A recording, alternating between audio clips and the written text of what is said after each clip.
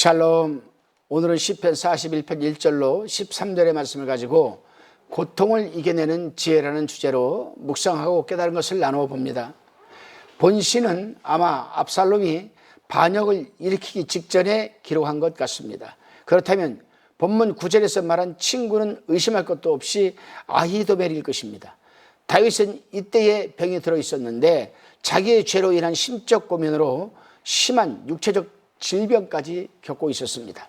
다윗은 압살롬이 이스라엘 사람들의 마음을 도적하려고 한다는 음모를 알게 되었습니다. 그러나 다윗은 싸우지 않고 도망을 하였습니다. 그 이유는 아마도 몸과 마음이 병들었기 때문이 아닌가 생각을 합니다. 다윗은 이 모든 형벌은 자기가 지은 죄 때문이라고 생각하고 일하려고도 하지 않고 싸우려고도 하지 않았습니다. 이러한 내용들이 사무엘하 15장 6절 이하를 보면 잘 나와 있습니다. 이제 본문 1절로 4절까지의 말씀입니다. 다윗은 자기가 다른 사람에게 자비를 베풀었는데 하나님께서도 자기에게 자비를 베풀어 주실 것이라고 생각을 합니다. 그는 궁핍한 자에게 친절한 자가 받는 복을 지금 말하고 있는 겁니다. 그렇습니다, 여러분. 하나님의 사람들은 넉넉한 환경에서든 궁핍한 환경에서든 그 어떠한 환경에서도 자신보다 힘들고 어려운 사람들에게 자비를 베풀고 사랑을 베풀고 물질로 돕는 그러한 여러분 삶을 지향해야 합니다. 그러한 삶을 살 때 그 구제와 베푸는 하나하나가 하늘에 쌓여지게 되고 내가 위급하고 필요할 때 하나님에게 도움을 받을 수가 있는 것이 아니겠습니까? 이것을 저는 늘 영적인 자산이라고 얘기를 합니다.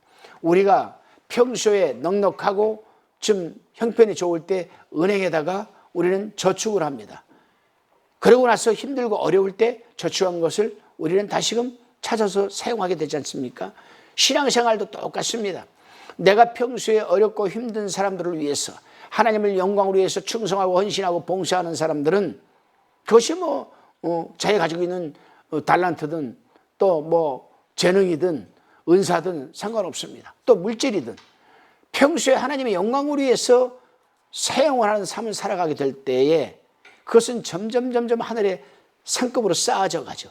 그러다가 내가 정작 필요하고 어려움에 처했을 때 우리는 그 영적인 자산을 찾아 사용할 수가 있는 겁니다. 우리가 여러분 히스기야가 뭐라고 기도했습니까? 히스기야가 다리에 상처가 나서 죽을 지경에 이르렀습니다. 그때 그는 이 머리를 벽으로 향하고 침대에 누워서 어떤 기도를 드렸습니까? 하나님이 내가 평소에 하나님을 위해서 하던 일을 기억하옵소서. 이게 바로 여러분 영적인 자산입니다. 하나님께서는 결국에 15년의 생명을 연장시켜 주지 않았습니까? 그래요, 여러분. 그래서 잠언서 11장 24절에서 25절에 보게 되면은 흩어 구제하여도 더욱 부하게 되는 일이 있나니 과도히 아껴도 가난하게 될 뿐이니라. 구제를 좋아하는 자는 풍족하여질 것이요 남을 윤택하게 하는 자는 윤택하여지리라라고 하나님께서 진리의 말씀으로 지금 약속하고 있는 것입니다. 다시금 본문 5절로 9절까지의 묵상한 것을 나누어 봅니다. 다윗은 자신이 현재 당하고 있는 모든 어려움에서 도와주시기를 간구합니다. 다윗은 당시 몇 가지 어려움을 겪고 있었죠. 먼저는 자신의 병이고 다음은 자신이 믿고 있던 친구 아히도벨의 배신이고 다음은 아들 압살롬의 반란이었습니다. 그래서 다윗은 심적으로 엄청난 고통을 받고 있었습니다. 그렇습니다, 여러분. 사실 믿는 도끼에 발등을 찍힌다는 말이 있듯이 가깝다고 생각한 사람에게 배신을 당하는 일은 흔히 있는 일들입니다. 저도 목회를 하면서 교회에서 그런 경험을 겪어본 적이 있습니다. 그 고통은 이루 말할 수가 없습니다. 그러나 그런 고통 속에서 헤어나오는 가장 좋은 방법은 하나님의 뜻이 있다는 생각과 자세를 갖는 겁니다. 저도 그 고통을 이겨내고 보니까 하나님의 뜻이 있었던 것을 저는 체험하게 되었습니다. 본문 1절로 13절의 말씀입니다. 이제 다윗은 자신을 배신한 사람들의 비난을 그치고 하나님께 대한 신뢰심을 지금 표현하고 있습니다. 사람들이 무엇이라 말하든 그는 하나님께만 의지하겠다고 하면서 하나님께 찬송을 지금 돌리고 있습니다. 그렇습니다. 사람을 믿고 의지하게 되면 반드시 상처와 고통을 받는다는 사실입니다.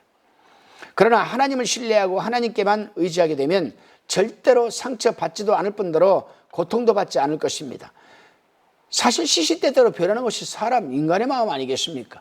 하나님은 변하는 마음 없습니다. 어제나 오늘이나 동일한 것이 바로 우리 하나님이 아니겠습니까? 필요하면 우리 인간들은 하나님의 이름을 들먹이고 목숨까지도 내어놓을 것 같이 말하다가 필요하지 않으면 뒤돌아서는 것이 우리 인간의 마음입니다. 이런 사람은 절대로 유익한 사람이 되지 못하는 것이죠. 잠언서 18장 24절을 한번 읽어보시기 바랍니다. 어떤 친구는 형제보다 친밀하니라. 여기서 어떤 친구는 바로 누구일까요? 바로 우리의 구원자이신 예수 그리스도인 줄로 믿으시기를 바랍니다. 기도드리시겠습니다.